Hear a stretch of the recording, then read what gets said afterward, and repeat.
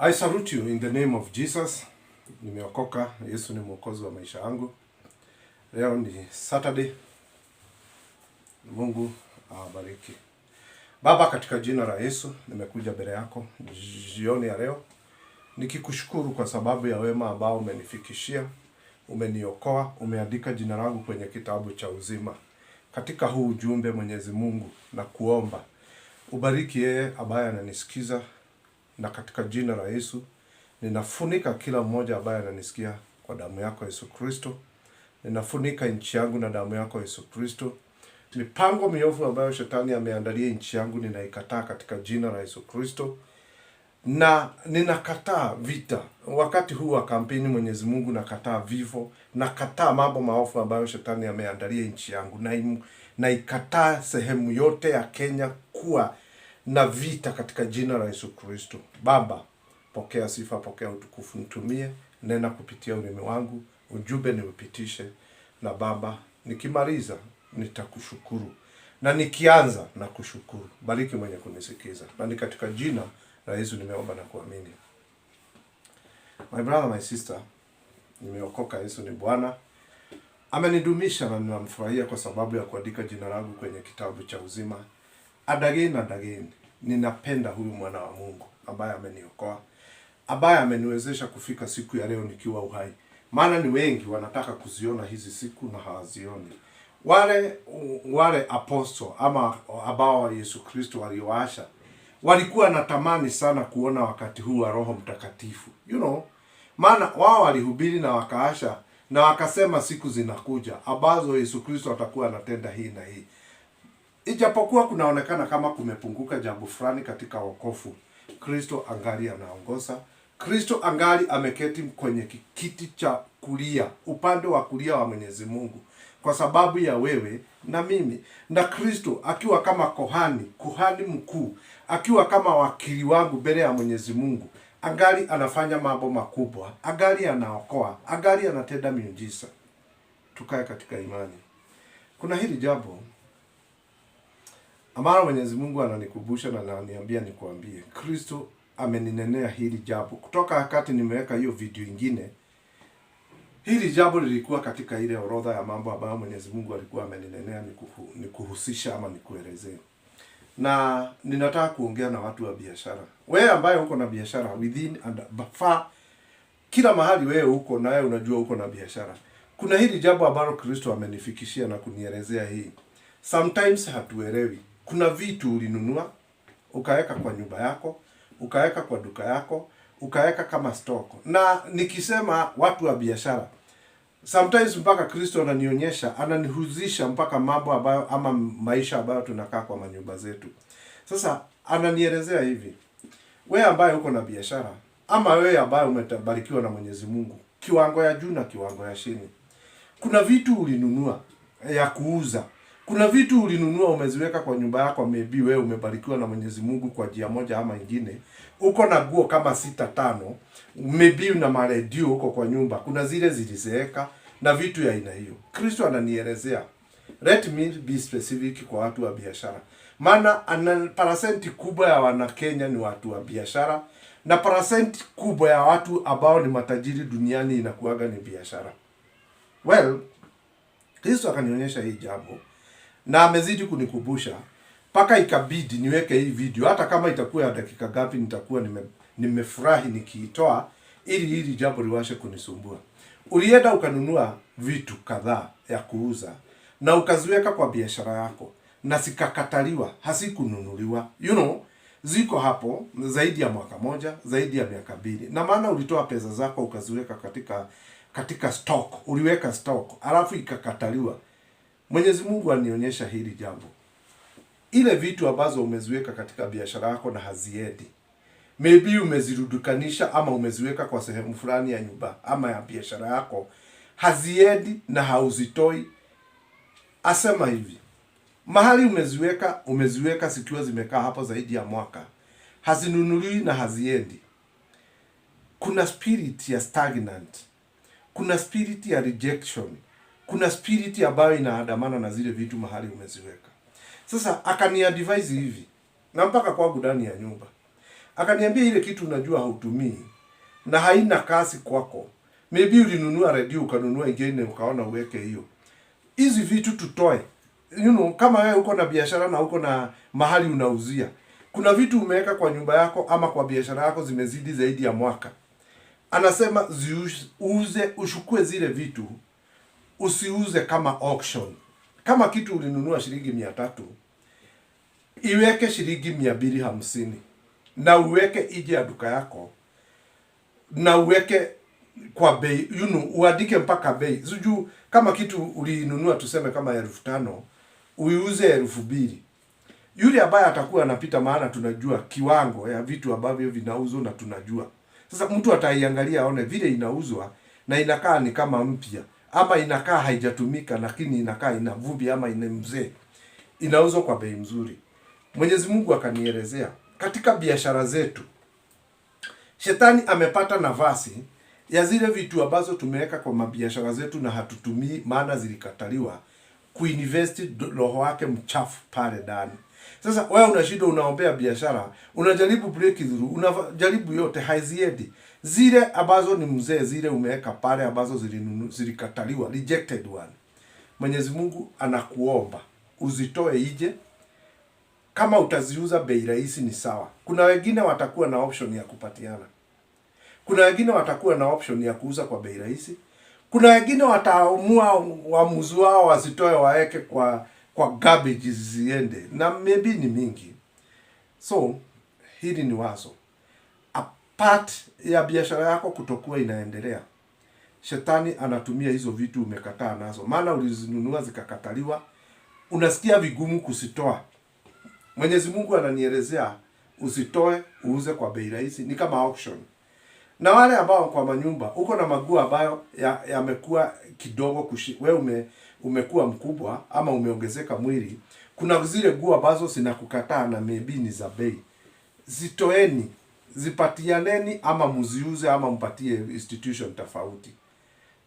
Mimi zangu sometimes nikisikia ninataka kuzitoa na sitaki kupea mtu ili asiwe na maswali mingi. Huwa nazitoa, ninasiweka kwa hanga, maybe mahali ninaishi. Ninazihangi tu kwa ukuta fulani hapo tu nje. Yule ataziona akipita asubuhi anasema, nimejionea, anazibeba anaenda nazo. Hizi blessing, kama ni viatu ni vile. Kuna maredio, kuna vitu mzee. Kuna vitabu vingine tumeweka kwa nyumba ambazo hazina maana. Mingi ulikuwa unasoma, zilikuwa zinatumiwa watoto wako masomoni. Maybe ni textbook kuna zilipitwa na wakati, husikii kuzitoa.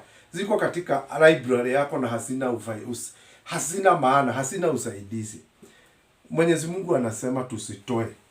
Hizi vitu zinavunga. Shetani anatumia sehemu zile mumeziweka. Anatumia ile sehemu kuweka maspiriti zake huko. Sasa unashindwa mambo ingine imeanza kutoka wapi, na ni hapo tu. Na ukifanya hivyo Mungu atakubariki na utabarikiwa. Hiyo ilikuwa part ya prophecy ya mambo ambayo niliongea hapa juzi wakati nilikuwa ninaongea habari ya dhika. Na hiyo video mbili zimepita hapo mbele. Na Mungu atakubariki. Hii issue naye ni nyingine. Wahubiri. Na nitawaelezea tena. Makanisa kubwa Mwenyezi Mungu ameondoka. Hiyo hakuna option. Hata mkifunga mfanye nini mseme Mungu arudi huko, harudi. So, the best option, wewe ambaye unataka kumfuata Mungu, muulize nitafanya nini na atakuonyesha. Kitu kingine naye ni hii. Wakati unaota usiku, unaota ndoto, unaona katika madhabahu ambayo unashiriki, kunatoka sewage pale kwa madhabahu. Ama unaona mhubiri wenu akiwa hana nguo. Ama unaona mambo ya aina hiyo ambayo inatoka pale kwa madhabahu. Niseme hivi. Sisi ni wahubiri kama mimi. Nikianza na Roho Mtakatifu, nimalizie na mwili, hauwezi ukanirekebisha mimi. Hata ukiniombea miaka 100. Maana nikianza na Roho Mtakatifu, nimalize na mwili, hakuna vile unaweza kuniombea Mwenyezi Mungu anibadilishe. Haitawezekana. So, it will be a waste of time. Wewe ambaye umeokoka na unaona ile huduma ama kanisa ambayo unaenda kunatoka takataka na kunatoka sewage kwa madhabahu, ni vigumu sana ubadilishe huyo mtu wako katika hiyo madhabahu. Maana most of the time sisi ambao mnaona hapa Kenya na mnaona mpaka mahali mnaishi katika hiyo nchi unaishi. Huyo mhubiri ambaye unamuona akifanya matendo ambayo hayafai, huyo mhubiri hakuanza namna hiyo. Wengi tunaanza na Roho Mtakatifu, lakini kwa sababu ya tamaa ya miili zetu tunafuata anasa. You see, sasa kama mimi nimejazwa na Roho Mtakatifu siku ya leo, niamue kuanza kufanya anasa siku ya leo. Na unajua anasa ina tofauti. Ninaweza kuwa conman, mtu ambaye anasema ninauza hii na hii, na for sure ninajua ni kukoni, ninakoni watu. Hiyo spirit ikiniingia ndani yangu na niwe nimehukumika mbele ya Mwenyezi Mungu. Maana kuna kitu ninaweza kukufanyia, Mwenyezi Mungu imbidi anilaani na hata nisamehe maisha yangu. Tuna wajane wa mama ambao wako within. Mtu anakufa leo, anamuasha bibi yake na anamuasha na mali kidogo. Unastukia most of the time kuna wale watu watakuja kumsaidia. To assume mimi ni mhubiri na nimeingia kwa nyumba kama hiyo, nataka ni assist huyo mama, maana ananiamini hana watu wengine. Nami ninamkulia jaro, alafu ile vitu amewashiwa na bwanake ninazinyakua kiushetani ama kiujanja. The moment ninafanya hiyo kitu mbele ya Mwenyezi Mungu na ninamuumiza yule, anakuwa wa machozi kulia kwa sababu yangu. Nilianza na roho, nikamaliza na mwili kwa sababu ya tamaa za kimwili. Ni mambo mingi sana ambayo inasababisha watu ambao wameokoka kurudi nyuma. Na ukumbuke hii, Kristo ambaye ni mwanzilishi wa hii safari, wakati mmoja akainuliwa na shetani, akawekelewa juu ya hekalu. Shetani akawa anamwambia, wewe ndiye mkubwa wa malaika. Message ya aina hiyo, ruka, maana kutatolewa malaika wa kuzuia usianguke chini. Maandiko, Biblia inanielezea, Kristo akamuelezea, maandiko inasema, kisha huyo shetani akampata Yesu akiwa na njaa. Akamwambia imeandikwa, iko hivi. No, sio imeandikwa. Akamwambia badilisha hii mawe yawe mkate. Alikuwa na njaa. Akamwambia haiwezekani hivyo, maana maandiko inasema sio mkate tu. Kuna mambo mingi ambayo inasababisha sisi wanadamu, tukiwa tumeitwa na Kristo katika huduma kama wahubiri ama Wakristo wa ukweli, tunaanzia na Roho Mtakatifu. Na tusipokaa vizuri, kuna mambo mingi sana ambayo inasababisha mwanadamu ambaye amewekwa alama na Kristo na kupewa Roho Mtakatifu kubackslide ama kukaa maisha ambayo sio matakatifu. Maana for example, kama leo mimi niko na gari moja, niko na mke na niko na watoto.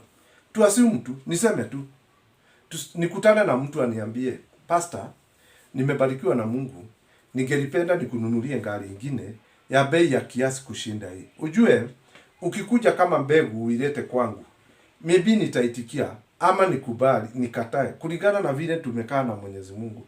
Maana kuna kitu Mwenyezi Mungu ataniambia, hiyo usishukue. Mfano kama wakati nilikuwa naendesha motorbike. Nilinunua motorbike Saturday, nikagongwa na gari Sunday. Nilikuwa nimenenewa na Mwenyezi Mungu akaniambia, usinunue motorbike. Wewe si mtu wa motorbike, usinunue. Sikusikia. Ilinibidi nikanunua hiyo motorbike. Na hiyo motorbike ndio nilinunua Saturday, nikagongwa naye Monday, Sunday nikienda kanisani. Sasa nisiposikia sauti ya Mungu, hapa kukuje mtu aniambie, pastor, ninajua unaishi nyumba ya kukodisha, nataka nikununulie plot. Enyewe, kwa sababu ninajua huduma ni huduma, nikubali. Nisiporudi kwa Mwenyezi Mungu kumuuliza swali kuhusu hiyo, maybe itanichenga ama iniingize mahali sio pazuri. Sio watu wote wanakuja kwetu wakiwa na usaidizi wa kutaka kuoffer any sacrifice ama any begu ama kupanda kwetu. Sio wote wabaya na sio wote wazuri. Mtu atakuja anipee kwa njia nzuri, anipee kwa nia nzuri, lakini nyumae ilete majaribu. Na hapa ndio ninawaelezanga, uwe na Roho Mtakatifu ndani yako, hautapotea. Maana Kristo alipotupatia huyu Roho Mtakatifu katika agano lake ili atubatize na Roho Mtakatifu, huyu Roho Mtakatifu ni wa kutukumbusha, kutuonyesha ambayo Mwenyezi Mungu anafanya wakiwa na Yesu. Na kisha Mwenyezi Mungu anajenga nyumba ndani yetu. Anaweka Roho Mtakatifu, anakuwa mwangalizi. Na huyu Roho Mtakatifu kulingana na maandiko, na Kristo akasema, huyu Roho Mtakatifu atakuwa anawaonyesha ambayo tunayafanya, anawakumbusha ambayo mmeyasahau kuhusu Mungu, na anaonyesha ambayo yatakuja katika maisha mbele. Hiyo ni prophet. Sasa nikiwa na Roho Mtakatifu, ako na mambo ambayo ananiambia hili usishukue. Maana for example, sasa mtu akuje kwangu aniambie, Evangelist Martin, ninajua unaishi nyumba ya kukodisha, nataka nikununulie ama nikupee hii plot ni ya milioni kama 3. Kabla sijakubali, kabla sijashukua hatua ya kushukua, ninaingia kwa magoti, ninauliza Mungu, kanai nishukue? Aidha aniambie ndio ama la. Akiniambia la, nijue kuna shida nyumaye, nisikubali. Na hapo ndio sasa inakuwa tofauti ya mhubiri ambaye amejazwa na Roho Mtakatifu na mhubiri wa kawaida. Sasa angalia jambo hili, nimepewa ile ploti na mimi nijue juu sina, ninanyakua hata bila kuomba, na nina embrace, ninashukua mwenye kunipea hana njia baya na hana nia baya, lakini lazima ni inquire kutoka kwa Mwenyezi Mungu kwanza. Wale ambao wanauliza kutoka kwa Mwenyezi Mungu kabla hawajaendelea hawagukagi hovyo hovyo. Brethren, ni ya umuhimu sana kujua kutoka kwa Mungu. Maana kuna mtu atakuletea kitu ni nzuri na ni baraka, na hii ndio imetuletea shinda. Kama saa hii niliprofesa hapa juzi, nikasema about Bishop Gedi, na nikaongea habari ya mtu anaitwa Honorable Ishongwa. Hao ni watu wawili. Nao Mwenyezi Mungu asaidie na wakae vile anataka, awainue. Nikutana na yule mtu aniambie ABCD, rangu ni kuomba. Juu nimepewa prophecy, na kupitia hii prophecy ambayo nimepewa na Mwenyezi Mungu, sometimes ninaweza kula kupitia hiyo prophecy, na sometimes Mwenyezi Mungu ananikataza, ananiambia usishukue kitu hata kama umeprophesy. Now here comes the mhubiri ambaye anaanza na Roho Mtakatifu alafu anamalizia na mwili. Hautajua, maana yeye atakuja atakuprofesaia na uone limetimia. Baada ya muda ufurahi na umletee gift, na si makosa.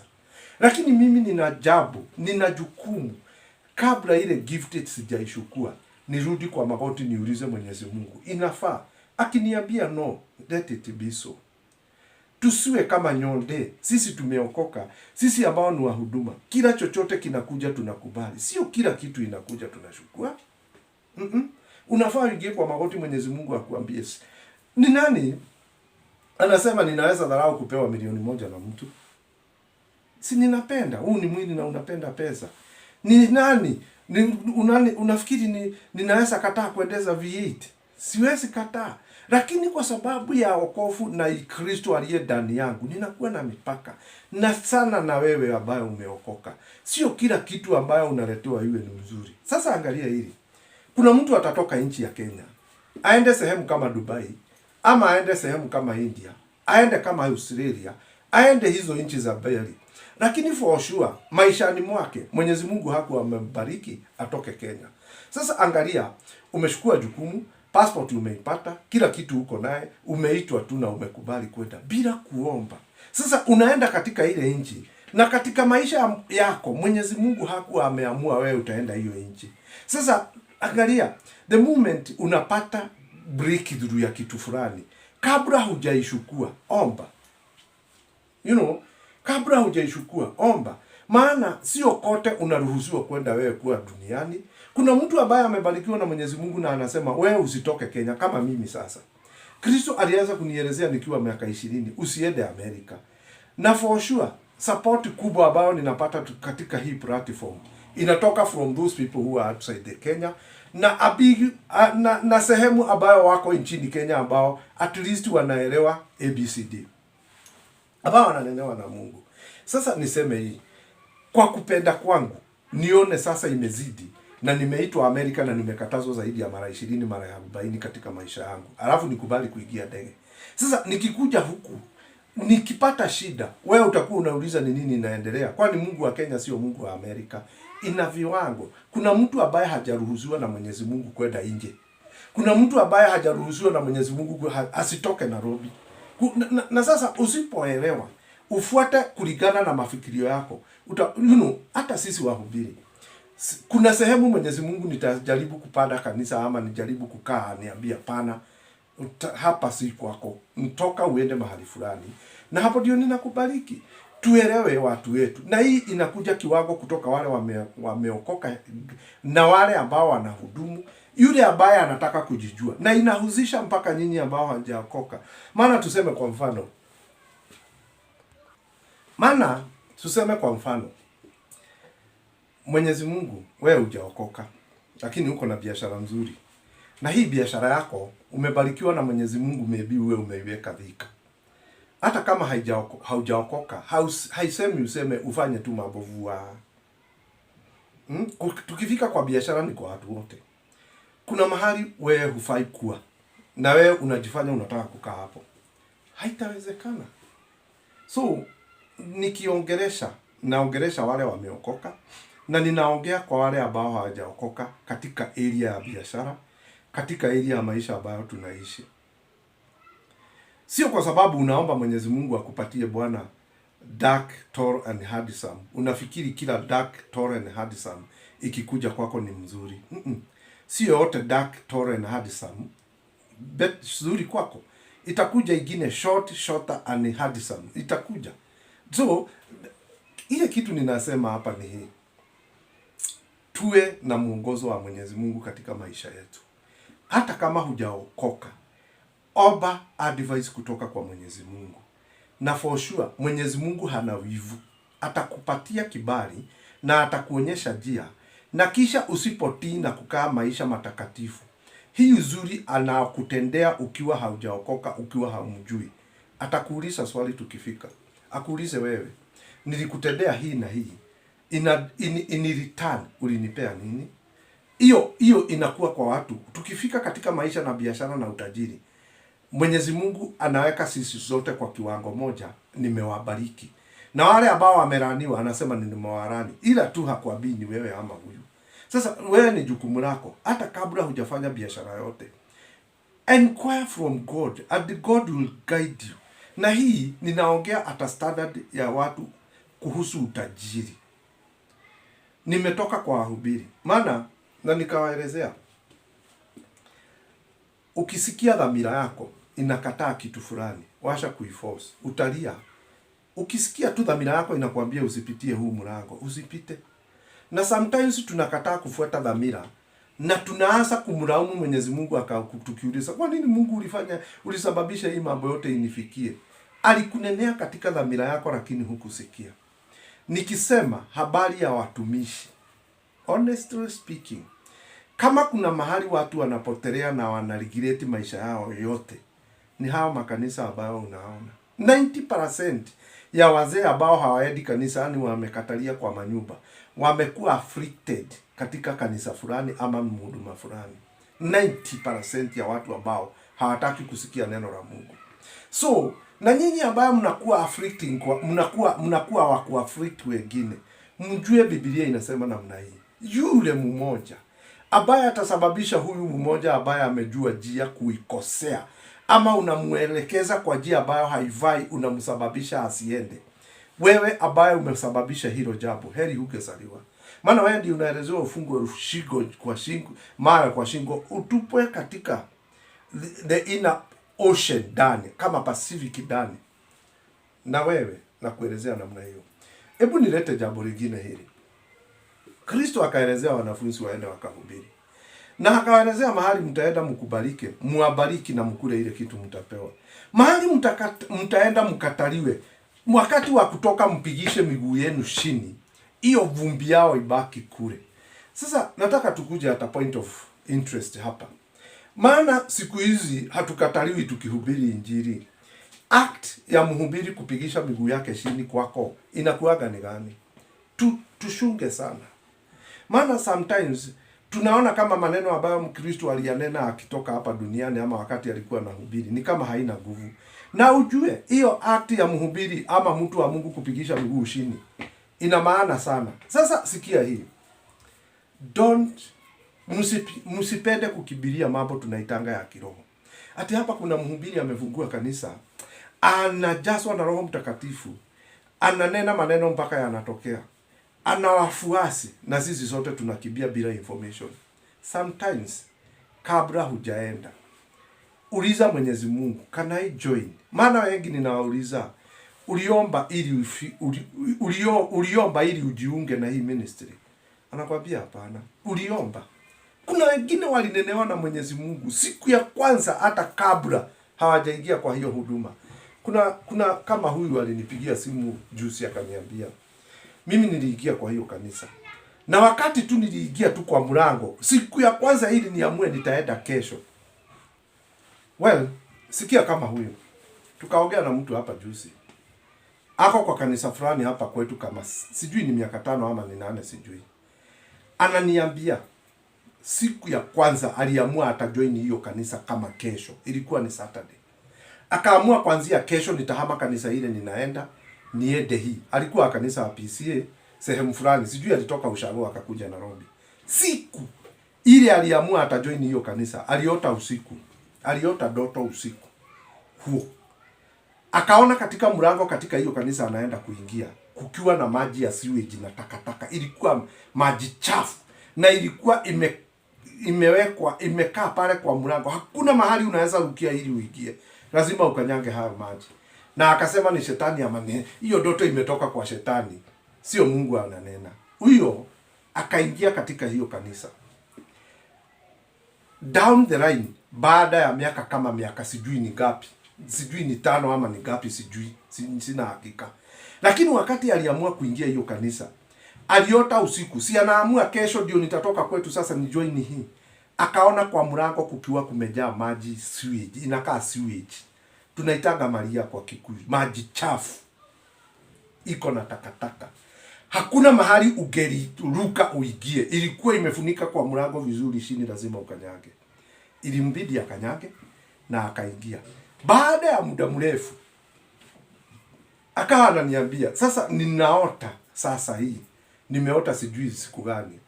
Nikaona mhubiri wetu akiwa uchi pale kwa madhabahu. Akiwa anaelekeza wasichana wa kanisa, wasichana warembo. Anawaogea, anawaonyesha kamlango waingie kwa ofisi hapo ndani akiwa kwa madhabahu, akiwa uchi. Na wakati wanapita ili waingie, anawaguza sehemu ya nyuma na anawagonga. Naambia ingieni.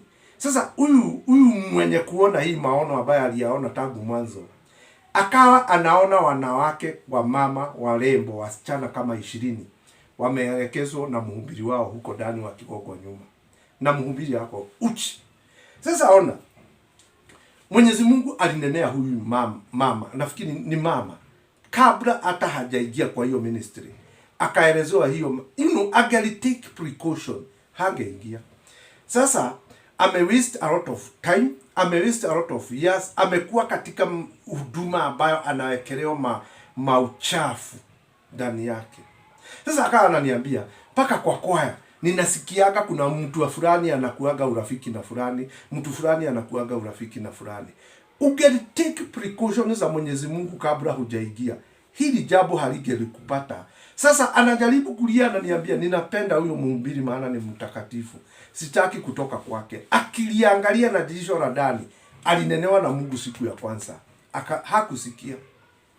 Tusikie warning kutoka za Mwenyezi Mungu. Maana mahali Biblia inasema Ayubu 33 verse 12 inasema tunaongeleshwa na Mungu na ndoto na maono na sauti ili atuepushe na shimo la kifo. Shimo la kifo ambalo limo mbele yangu. Sasa huyu mama uniambie kama alikuwa amenenewa na Mungu. Akasema hapana.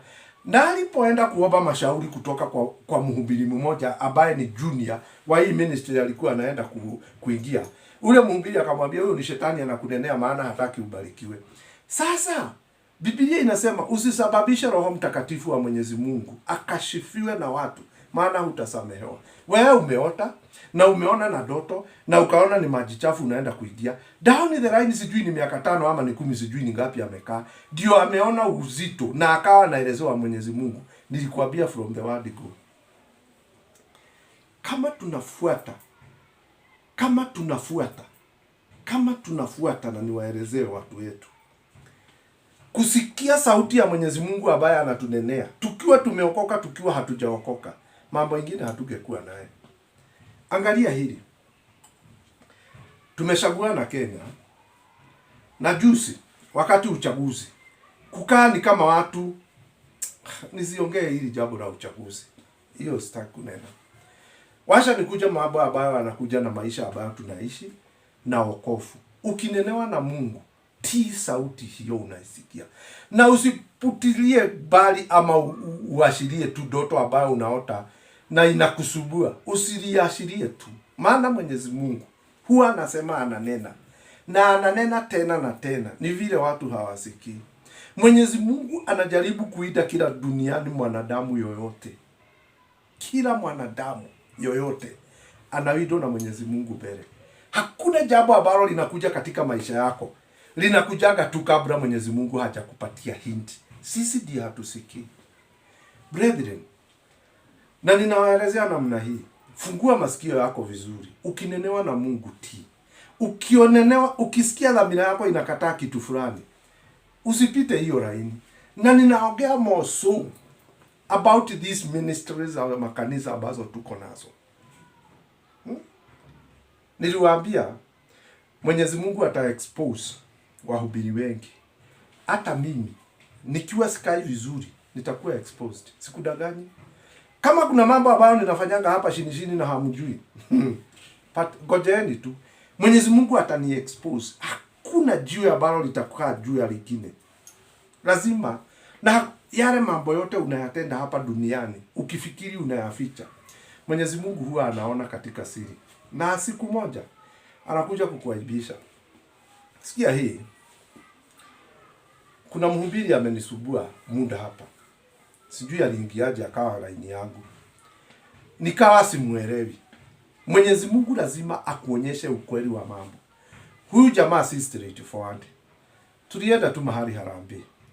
Na yule mtu ambaye nilikuwa nimeenda kupelekea kitu kidogo ni harambee, akaniambia unajua mhubiri fulani ni wetu, na huyo mhubiri ni jabasi. Si mzuri hata kidogo, maana yake anapenda wanawake. Ananiambiaka, sasa sikia.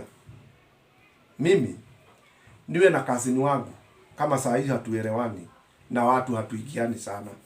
Haya kazini yangu anakaa Eldoret lakini wapo bali. Mimi nikiwa sijajua amekuwa msichana mkubwa mlevo. Huyu mhubiri ambaye alikuwa ameingia kwa laini yangu kwa njia sielewi. Acha niseme tu namna hiyo. Akaandikiwa message na ule msichana ambaye ni kazini yake lakini wabali kiasi. Akamwangalia hivi kwa Facebook na akamwangalia kwa WhatsApp. Akamtumia message ambayo iko na ile kitu tunaitanga kutogosa. Na ni mtu wao, sema na siku hizi umekuwa mrembo. Mhubiri akikwambia namna hiyo hujue ni hatari. Siku hizi hiki kimama kimekuwa brown. Angalia vile kiko kilembo.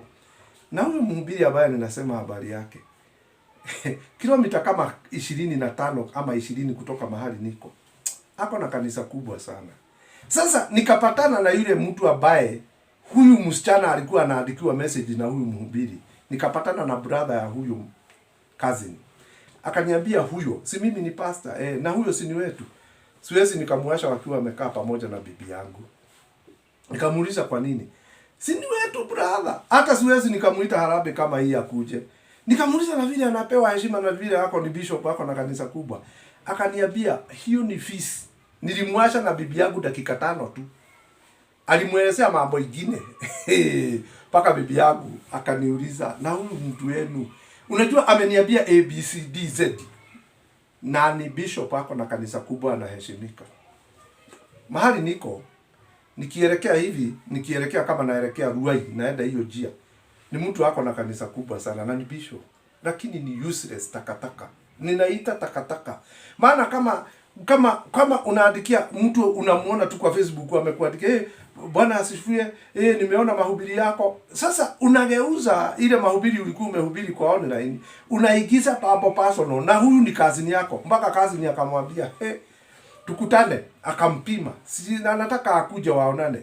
Sasa huyu ambaye alinisababisha nijue yule, aliniambia huyo ni wetu na ni bure tu. Siwezi nikamruhusu akuje karibu na bibi yangu. Alikuja kwangu akaambia bibi yangu niliwaasha tu dakika 5. Sijui nilienda wapi. Kurudi ameambia bibi yangu mambo. Jihadharini sana nyinyi watu ambao mnakuja kwa madhabahu ambayo tuko. Omba Mungu akujulishe mimi ni nani. Kama niko na umutu wa ndani ambao ni fisi, hakika Mungu hatakuficha. Hatakuficha, atakwambia ukweli. Na 90% ya watu wengi wameanguka kwa watu kama hao. Kuna huyu amenipigia simu akiwa ng'ambo.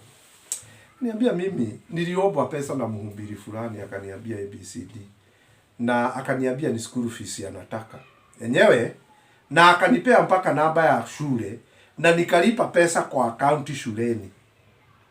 Nililipa shule ya watoto wa huyo mhubiri. Baada ya wiki 2-3, yule mhubiri alienda mpaka kwa ile shule. Akasema hiyo school fees imelipwa, ape principal angalau kitu kidogo, amrudishie zile pesa ziliwekwa kwa akaunti yake. Maana huyo mtu wako Amerika ananifuata na mambo sana. Msitumie na watu vibaya. Nikikwambia niko na shida, nikikwambia niko na sindalipa school fees, kabla hujanitumia, omba Mungu akujulishe vizuri. In fact, Mwenyezi Mungu hata kama huotagi, akiona mahali unaenda kuwekelewa sio mahali pazuri, atakusababisha uote. Please, on behalf ya nyinyi ambao Kristo aliniambia niwasalimie, ninaomba Mwenyezi Mungu aanene. Na yeye Kristo anasema anataka kunena na nyinyi, na anataka kuwaongelesha. Doubt ambazo mko nazo ndizo zinasababisha Mwenyezi Mungu akae kama hamuoni. Doubt. Ninaomba katika jina la Yesu, ninyi ambao mnanifuata katika mitandao, ukiomba Mungu akurudishie. Maana mnadanganywa na mtu anakuambia, mimi niko na watu ninasaidia, wanakuaga kibera, tuma maguo. Mnatuma, alafu hizo nguo zinakuja kuuzwa hapa. Kabla hujachukua hatua ya kufanya jambo fulani, omba kwanza Mwenyezi Mungu akujulishe the way forward. Na ninasema hivi, nikisema ninaanzia kwa wale ambao hawajaokoka. Hakuna vile Mwenyezi Mungu atakuashiria uanguke kwa shimo ukiwa hauna information. Niwaulize, ng'ombe ama mbuzi ama mnyama ukizaa, kwa nini kale katoto kanazaliwa kanaagushwa chini, alafu baada ya kunasiwa na mama hapa na ulimi, kanasimama kanaanza kutafuta mahali matiti iko? Ni nani anakaonyeshanga? Kama Mwenyezi Mungu anaonyesha mnyama kama huu umezaliwa leo, ati kuna kitu mzuri inaweza toka kwa mama, inaanza kutafuta matiti, ni nani anaipea information? Na kama Mwenyezi Mungu asema kama apatia nyonde ndege za angani chakula, je, wewe mwanadamu atakufanyia mapi? Ni nini hii ambayo inasababisha Mwenyezi Mungu hakommunicate na wewe? Ni nini? Brethren, niseme nini? Daudi na mtu aitwaye Paulo kiongozi, hata ladha ya Paulo ikiwa imeisha na ya Daudi ndio imeinuka. Mwenyezi Mungu alikuwa tu anamlinda Paulo. Na samahani, hapa kuna mahali nilisema Daudi, Saulo ndiye alienda akakata nguo, vice versa. Daudi ndiye alienda akakata nguo ya Paulo. Ya Saul, anaitwa Saul. Unajua kuna Paul na kuna Saul. Daudi ndiye alienda akakata nguo yule mfalme Saul akiwa amelala. Sasa kwa nini anamspea? Ni nani alikuwa katikati ya Daudi in the spirit, Daudi na Saul hapa? Si ni Mungu? Yeye Mungu ndiye alisababisha Daudi asimuumize yule mzee ama yule kiongozi. Huyo Mungu ambaye anaingia katika pengo, umepewa adui yako ndiye huyu, na unaona hutamuumiza kwa sababu kuna Mungu katikati. Kwa nini Mwenyezi Mungu anakuja kuamua waamuzi kati ya Kaini na Abel? Anaamua waamuzi Kaini na Abel. Kwa nini Mwenyezi Mungu anakuja kunenea Kaini na Abel already alikuwa amekufa? Si angesema juu otherwise juu Abel amekufa, wacha niachane na Kaini. Kwa nini Mungu anakuja kuingilia maisha ya mtu ambaye already amekufa? Wewe uko hai na mwenye kukudanganya ako hai. Pendeni, teremka kidogo. Na ninafungua hii laini katika jina la Yesu Kristo katika maisha yenu. Unapomuomba Mwenyezi Mungu na huotagi, wakati wa deja ukikuja katika maisha yako, Mungu akunenee, akupatie doto ama dhamira yako ikwambie hapa si kuzuri, na usiende, simama mpaka stand still, Mwenyezi Mungu akuokoe. Hilo ni wazo la siku. Well, hili ni jambo lingine nataka niseme. Wakati usome kwa maandiko, kuna wakati Wanaisraeli walileta shida sana, wakasema wanataka mfalme, tunataka kiongozi. Ilikuwa ni wakati wa Prophet Samuel. Na wakalia sana. Na Samuel akaenda mbele ya Mungu na akaelezewa na Mwenyezi Mungu, nimesikia kilio hawa. Lakini kuna kitu moja ningetaka nikuelezee. Kuna uzuri wa kila kitu. Kuna disadvantage and advantage. Brethren, let me say this with due respect. Wakati mfalme ama wakati Samuel aliongea habari ya mfalme, disadvantage ndizo zilikuwa nyingi kushinda advantage. Now, na nitaongea na watu wote ambao tunahusika katika campaign na kupenda watu, maana tunataka kuwachagua wao viongozi wetu. Miaka kadhaa imepita hapa. Kuna wakati tulisema kutokea, naongea kuhusu Kenya, ili tumchague Uhuru Muigai. Kampeni tukaongea kwa sauti moja, Uhuru ndiye tunaenda kuchagua, na tukasema tutatokea zote, na tukatokea. Huyu Uhuru ndiye leo ambaye kila mmoja hataki kumsikia. In fact, katika watu 100, watu 20 ndio wanamheshimu na ama wanataka kumsikia. 80% hawataki kumsikia. Disadvantage za mfalme ndizo mingi kushinda advantage. Put that in mind.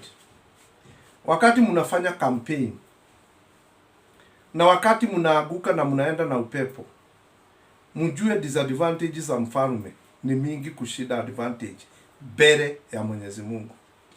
Ninaongea kama nabii na ninataka ni put in precaution. Don't msiweke powers zenu kwa mtu sana. Washeni iwe na kiasi kama watu werefu. Tusiende na msisimuko.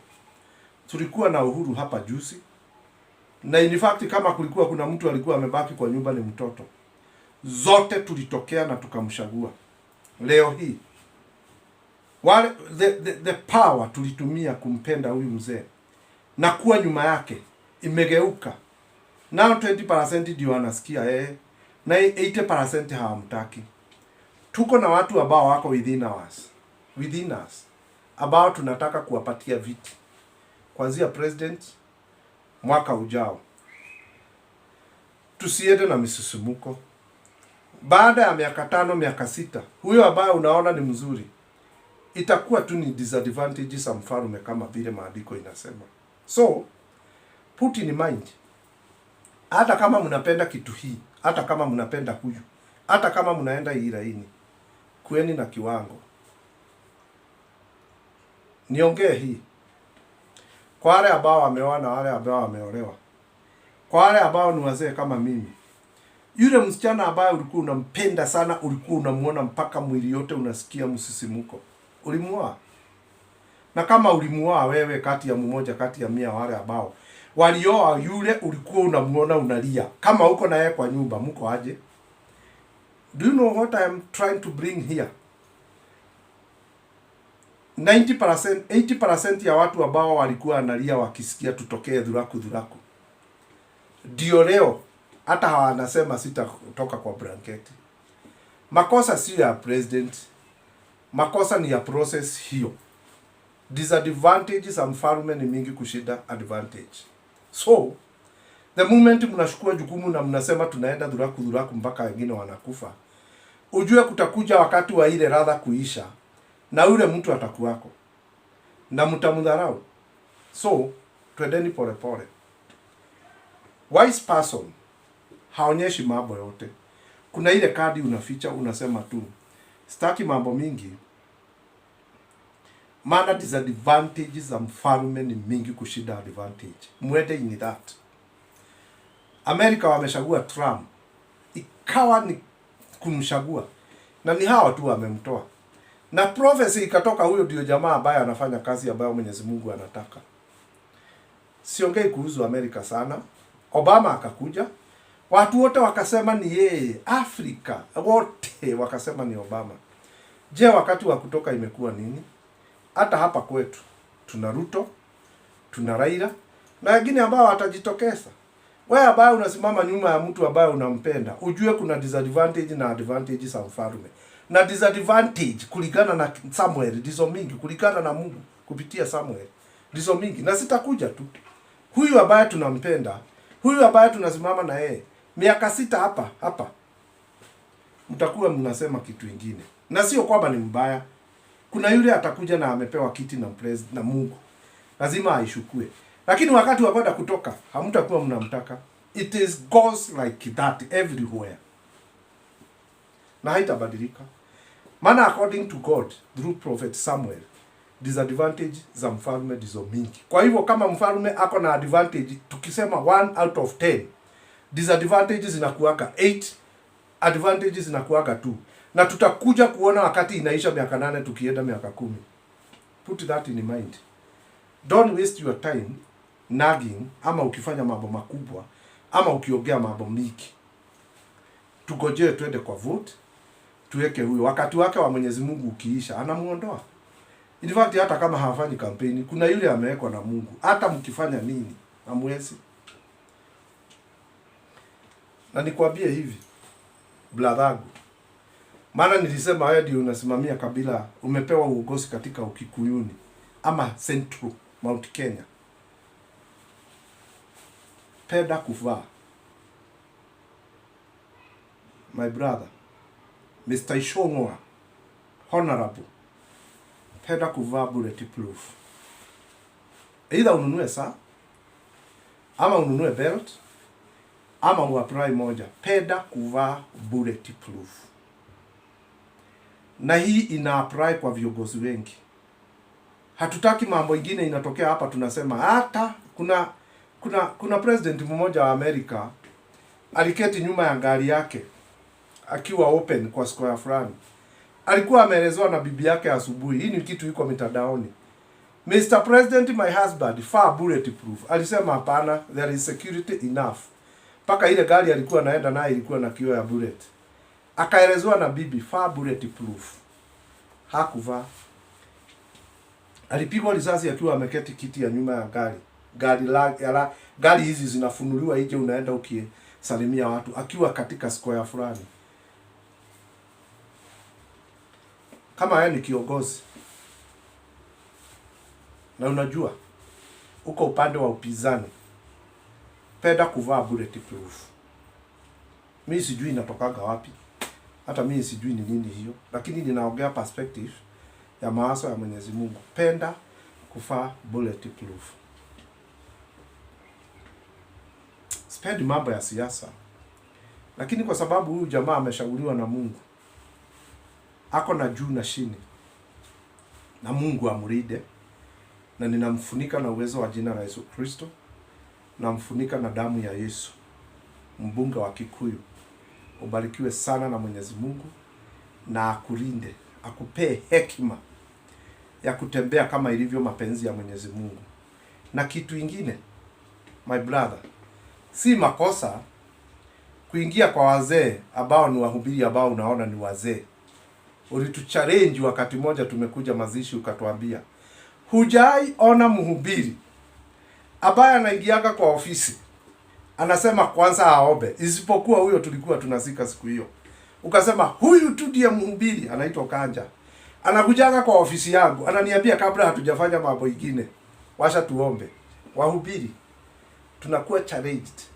Ukiingia kwa ofisi ya mkubwa ama MP ama yoyote, wewe unamuinua Kristo kwanza. Nyinyi ambao mmeokoka mnaingiaga kwa Mungu na swagi ya maombi, swagi ya kumintroduce Kristo, mnaingia. God bless you. Now nitaongea hili jambo nikimaliza. Tumenyang'anywa pesa sana na mashamba, na sijui ni nani atanunenea. Hii sako inakuja, within a period inaisha, inaenda na pesa za watu. Inakuja sako ingine, inaenda na pesa za watu. Wengine mpaka ni wahuduma wa Mungu. Wanakuja na sako, inaenda na pesa za watu. Hili jambo nishailiongea. Na ninakuuliza tena, are you not feeling pain about pesa zako ambazo unazitoa? Unafanya kazi kubwa. Unaona sako ya kwanza imeanguka, Na tunatangaziwa hapa na inakuwa ni commotion. Inakuja ya pili bado inaanguka na ya tatu. Watu wameingia kwa mamortgage hapa, unalipa nyumba hasitoki, zilijengwa zikafika mradi nusu. Na nauliza katika jina la Yesu, kwa nini hamsomi na hamuoni? Hii sako imeanguka, hii ingine imeanguka, hii ingine imeanguka, hii ingine imeanguka. Na bado tu mnakaa kama mko bride. Inatangazwa hapa kila siku. Na bado tu mnamiminia pesa zenu katika hii mambo. Sako ni sawa. Lakini niwaulize, kama parasenti 100 ya sako ambazo zimeanziwa Kenya, 1 zikiwa tuhesabu 1 up to 10, 1 to 10, 7 ambazo zimeanzishwa zimeenda na pesa za watu na hawakufaulu, hawakupewa mashamba. Why do you believe huyu ambaye anakuja kwako atakwambia ukweli? Je, watu wangu wauliza Mungu, kwani hamuangaliangi mambo? Sasa angalia hii. Kuna mahali nimeenda kuuliza nyumba, nikapata inauzwa milioni 5, milioni 6. Alafu nikaambiwa lazima nilipe pesa ya maintenance shilingi 6,000 kila mwezi. Sasa nyumba nimeuziwa milioni 6 na ni lazima nilipe maintenance ya 6,000 kila mwezi. Nilipofanya hesabu ya ile ploti mahali nilikuwa nimeenda kuuliza, nikaona hiyo nyumba hata kama hiyo ploti imeenda zaidi, hiyo ploti ya 50 by 100 ni 8,800, 700. Jenga sasa nyumba ambayo iko na bedroom 2. Alafu ninauziwa milioni 6. Alafu lazima nitoe pesa ya maintenance kila mwezi 6,000. Watu wetu ni nini? Auliza Mungu. Kwani hamuangalii? Anawapatia kila kitu muelewe. Hamsikii. Why? Anyway, omba Mungu kabla hujaweka pesa zako mahali. Mungu akunenee na ndoto. Na Kristo communicate na hawa watu mpaka wale ambao hawajaokoka na wanataka kuinvest kwa kujenga. Please, okoa watu wetu Mwenyezi Mungu kutokana na kudanganywa. Please. Baba, pokea sifa, pokea utukufu, pokea shukurani. Unastahili usiku na mchana. All continent of world, bless them, O my Redeemer. Na ashiria baraka zako katika hii hewa. Nena na uguze hao wote. Watupe hekima na unene na sisi kupitia maono, ndoto na sauti. Baba, nafunika kila mmoja ambaye ananisikia na damu yako Yesu. Tembea katika manyumba haya, uwabariki. Na ni katika jina la Yesu nimeomba na kuamini. Evangelist Martin Dongu. Namba ya simu ni 0721 735 498. Hii Telecom ndio ya WhatsApp communication. 0774 297 055. Na mjue ile ugonjwa nilikuwa nayo wakati ya pesa nilikuwa nimepata ilipona, iliisha. Hiyo ugonjwa iliisha. Mungu alinimalizia na ninamfurahia. Kuna ugonjwa ingine ilikuwa ya tumbo ilikuwa inanisumbua. Saa hii niko sawa, nimemaliza. Kitu mwezi sijakujwa. Hata kama nimekunywa dawa hiyo ya tumbo, ni kupenda tu juu ya kusoea. Hiyo naye ninasikia Mungu ameniondolea. God bless you. Na injili iendelee. Testimony ni mingi niko nazo, watu wametendewa mambo na Mungu. Mingi sana ziko hapa. Zinafuatana. Kuna mtu ametoka all the way from America. Akuja ashukue title deed ya mtu fulani alikuwa amenunua shamba kwa sako fulani. Kwa sababu ya maombi tuliomba na huyo alikuwa anakuja kushukuriwa kwa hii deni. Huyo mtu ametoka all the way from America akakuja kushukua title ya mtu fulani ni specific. Tuliomba na huyo tukaitisha malaika. Hello. Tumeomba na mtu fulani mrefi alikuwa anakunywa pombe. Brother, sister akaniambia, si pastor, situombe brother yangu hiyo pombe ishe kwa maisha yake. Tukasema hiyo nyama ambayo inataka pombe idharau pombe. Huyo jamaa ameikataa, hataki. Juzi hapa nikapigiwa simu na mwingine. Juzi siku mbili hapa imeisha, ananiambia, tuliombea bwanangu, tukasema, na nikamwambia ngoja Mungu amuguze hiyo nyama ikatae pombe. Aniambia brother yake anakunywa pombe, akiikunywa tu baada ya dakika kadhaa, bwana si brother, anatapika. I like that. Wakati Mwenyezi Mungu anafanya kazi. Ni mengi yametendwa kupitia hii platform. Na nyinyi mnasimama na mimi. Mbarikiwe sana na Mwenyezi Mungu, maana ninapenda kuhudumu na nilikuwa ninatamani nikiamka asubuhi inakuwa ni huduma.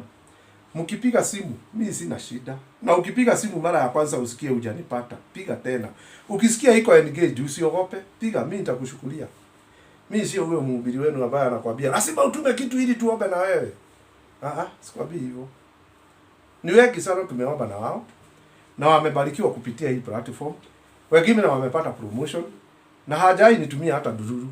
Na akinipigia simu lazima nishukue. Nikipata amepiga na ninataka kuongea na yeye lazima nimpigie. Tulete tofauti katika Injili.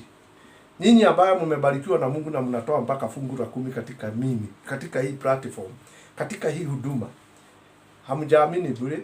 Najua nafikiri mmejionea yale Mungu anayafanya. Ninayaona katika maono, katika macho ya kiroho. Mbarikiwe sana. Na wale ambao hawajatendewa, hold on tu kidogo. Kuna mtu nilitabiria nikamwambia ninaona track kubwa kwake. Sijui kama imekuja ama bado. Abarikiwe. Tutembee twende mbinguni na utakatifu. Mungu awabariki, awatendee. Miujiza na testimony ni mingi. Ni mingi. Na nikisema ni mingi. Wewe ambaye na wewe umetendewa, feel free. Sitaki kusema huyu na huyu na huyu na huyu wanatoa katika hii platform.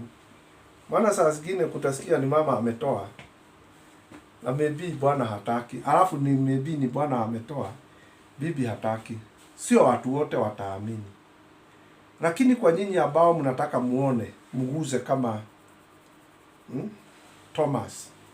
Mwenyezi Mungu anaandalia miujiza. Mtaguza hiyo mnataka. Atawaguzisha. I know that. Mungu awabariki. Awabariki sana. Awabariki sana. Na wewe unaelezewa na Mwenyezi Mungu ufunge mizigo yako urudi Kenya. Kama Mungu anakunenea urudi Kenya, rudi tu. Submit na urudi. Maana maybe hapa kuna peace na baraka ambayo Mwenyezi Mungu amekubariki. Kuna wengine walienda hawakuwa waende, lakini kwa sababu hawakusikia walifunga milango na wakaenda.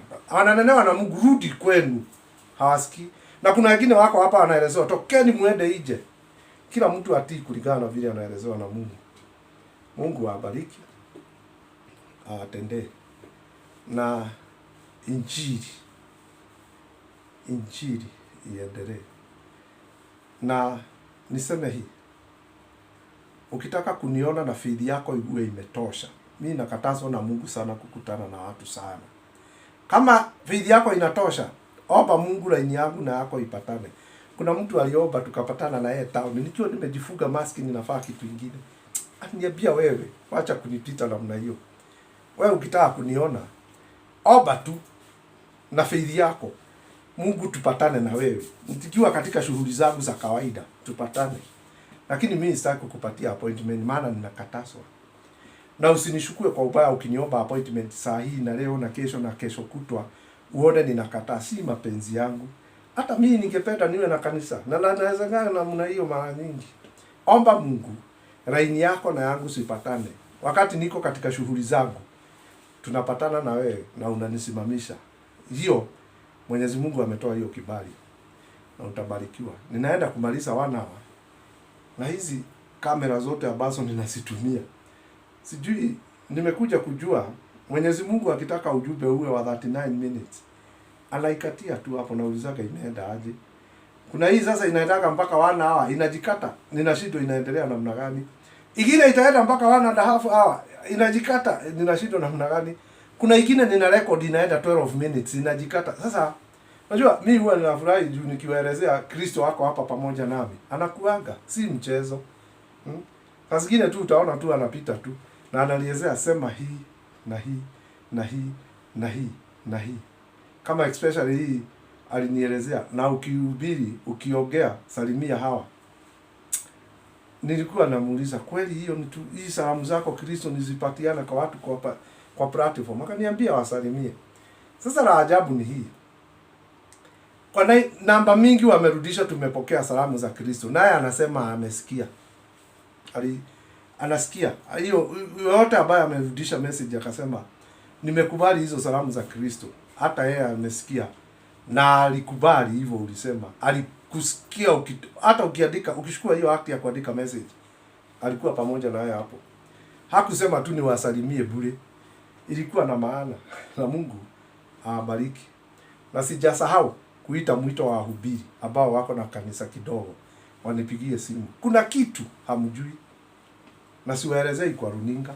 Wale ambao tumekutana na wao na wale wamekubali kunipigia simu, tunaomba na hao wanaona tofauti na wanajua ile kitu nasema. God bless you. God bless you. God bless you. Injili iendelee na Mungu awabariki. Nyinyi nyote mbarikiwe na Mwenyezi Mungu. Mnasimama na mimi. Wale ambao na kuna dislike zinakuaga 1, 2, 3. Hata hawa wabarikiwe na Mungu. Sijui kwa nini wa dislike. Mungu awabariki nje na ndani. Na hili nita saa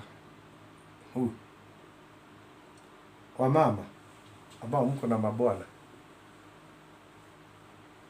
na saa zote mnakuaga mmekasirika juu ya hao mabwana zenu, si ugeuze tu kidogo umuombee abarikiwe. Na ukitumana maombi utume ukiwa na roho safi. Ombea bwanangu hata kama hanitendei vizuri. Ombea tu bwanangu. Most of the time kulingana na mambo ambayo mnatendewa na wazee wa mama, hamuombeagi mabwana zenu. Mungu anasema tu kidogo tu. Jaribu tu. Ukubali tu uombee huyo bwana wako. Muinue tu kwa Mungu. Uone kama Mungu hatafungua bendera mzuri. God bless you. Shalom, injili iendelee.